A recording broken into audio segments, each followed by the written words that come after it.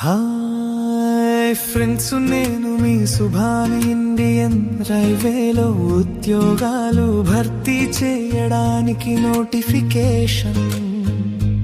మొత్తం ఖాళీలు 2569. దరఖాస్తులు ప్రారంభం అక్టోబర్ 31.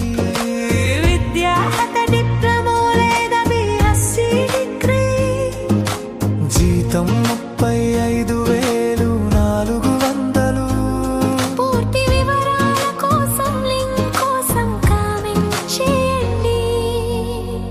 ఇట్లు మీ సుభాని.